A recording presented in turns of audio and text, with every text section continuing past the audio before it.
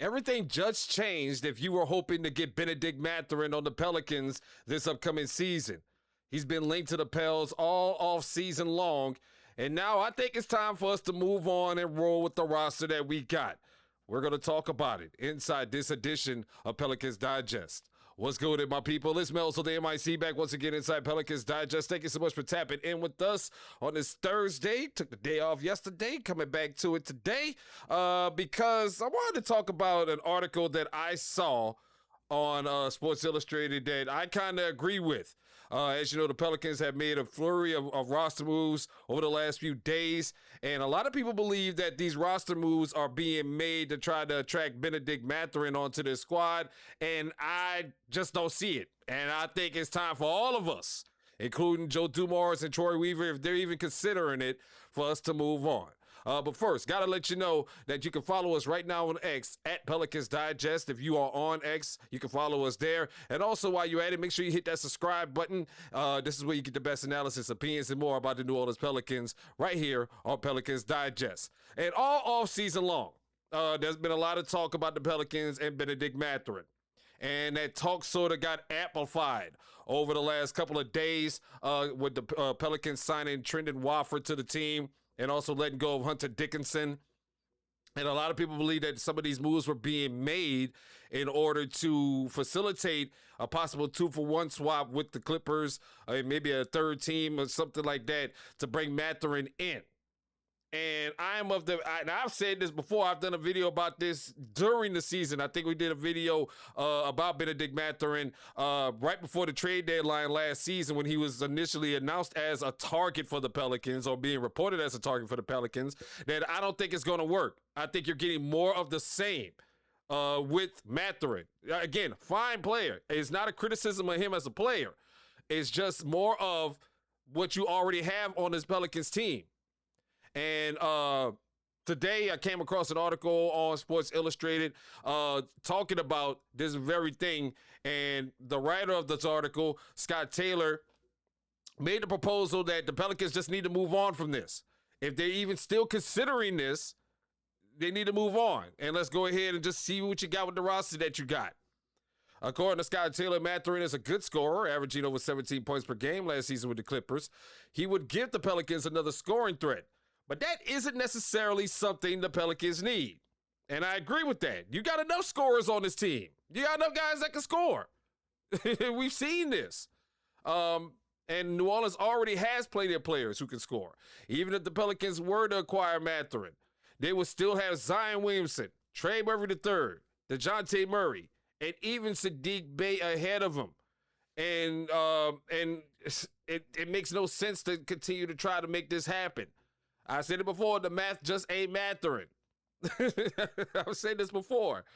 And, you know, you're already going into a loaded training camp with a lot of guys that's going to be competing for spots and stuff like that. And you're already sort of thick at the wing and guard position, even at the combo guard position. I'm thinking you're getting more of the same if you're still trying to go after Mathurin.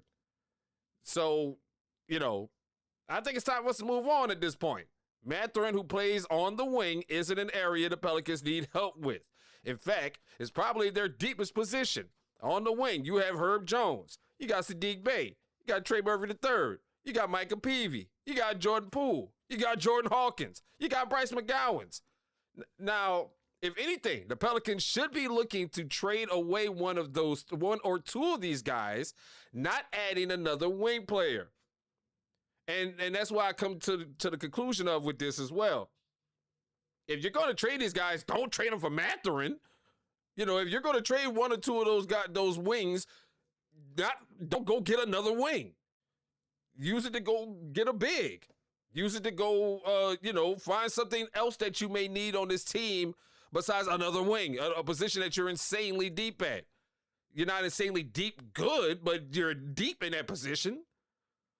So in my conclusion on this, man, and I agree with Scott Taylor on this, I have to agree with this. There should be numerous position battles in training camp with the shooting guard and small forward positions being up for grabs, and that's already a fact as it is, and we're going to dig into that in a minute. but you had 3 starting caliber players in Jones, Bay, and Murphy who will be battling to see who starts the season as the starting shooting guard and small forward. So bringing in Mathurin makes 0 sense. So if you're still seeing a whole bunch of articles and still a bunch of tweets and other things about Mathurin, I would say let it go. I would say let's not even worry about it. I wish when they talked to Joe Dumars a couple of days days back when Rod Walker did the interview, I wish he would have asked about that, about if Mathurin was a real situation, because Joe Dumars did say that he's still looking for ways to improve this team. I just don't think Bennedict Mathurin is the answer. I've been steadfast in this since last season. And, and to hear that this talk is still going on, it makes no sense to me. But Mathurin is right now being linked closer to the Bulls because of that situation and Cleveland and other folks after that trade with them went down. I think Mathurin will probably be a fit for the Bulls, but I just don't see him fitting in with this Pelicans squad. And especially when you consider that you're bringing in Jamahl Mosley to sort of shore up a defensive front for this team. And speaking of Mosley, I'm going to dive deeper into this tomorrow as they get ready for training camp. But as we go into this training camp with Jamahl Mosley, I think he has a particularly, I don't want to say a challenge ahead of him, but I think this is something interesting that he's going to have to try to find out going into this training camp. And the number one thing I think, and Terry Kimball thinks on Yahoo Sports of this, is that many think Mosley's arrival will help improve the Pelicans' porous defense. But all eyes will be on the offensive implementation, his most important task to manage during training camp. And I agree with that.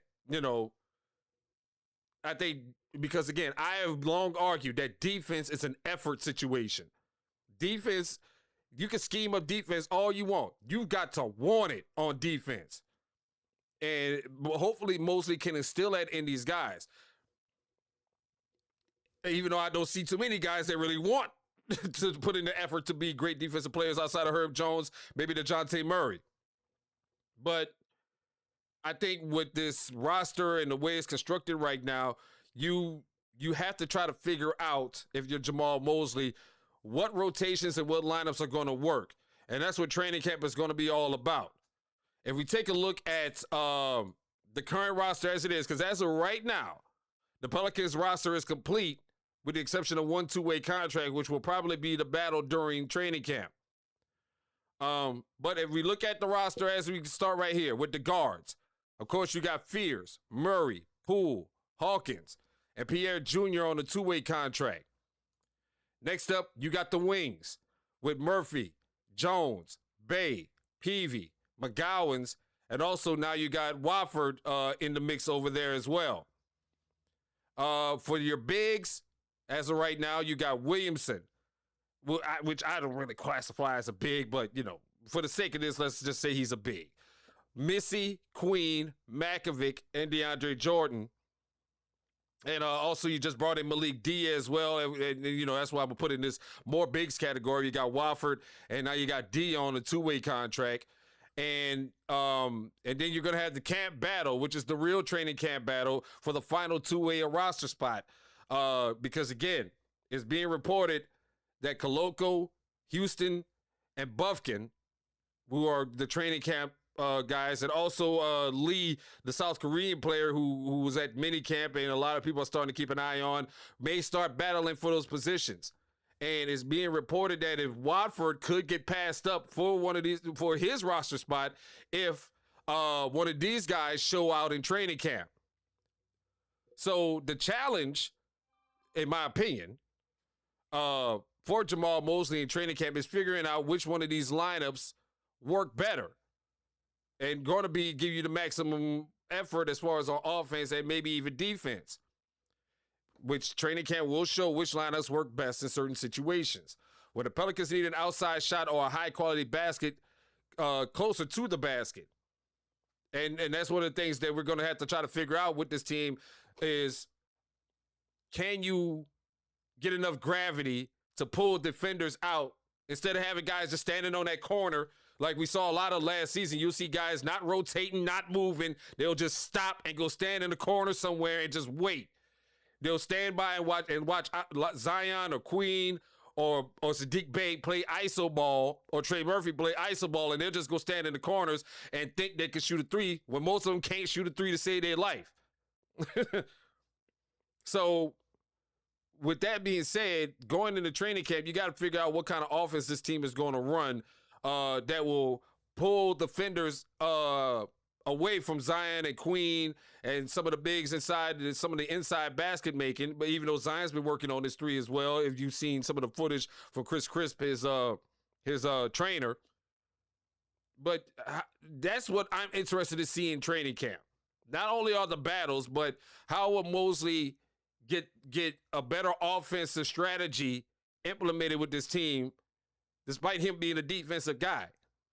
Again, defense to me and to anybody else is an effort thing. You have got to want to be a better defender. You have got to be one. You have to have that desire to want to shut guys down. So that's my thoughts on that today, man. I would love to know your thoughts on Ben Mathurin, though. Do you think the Pelicans need to continue to pursue Ben Mathurin? Should they make a move on him? You can tell me yes, no, or depends on what they are giving up. I think it's time for us to move on from Ben Mathurin, but would love to know your thoughts. Clap back with your thoughts in the comments right now. And also, you can hit that subscribe button so you can, get all the latest updates here on Pelicans Digest. And also, you can follow us on X right now at Pelicans Digest. Just go ahead and follow us, and I'll be there answering questions and hollering at you over there, all right? Thank you so much for tapping in with us here on Pelicans Digest. Hit that subscribe button if you haven't done it yet. This is where you get the best analysis, opinions, and more about the New Orleans Pelicans. It's Melz talking about those Pels. I'll holler at you.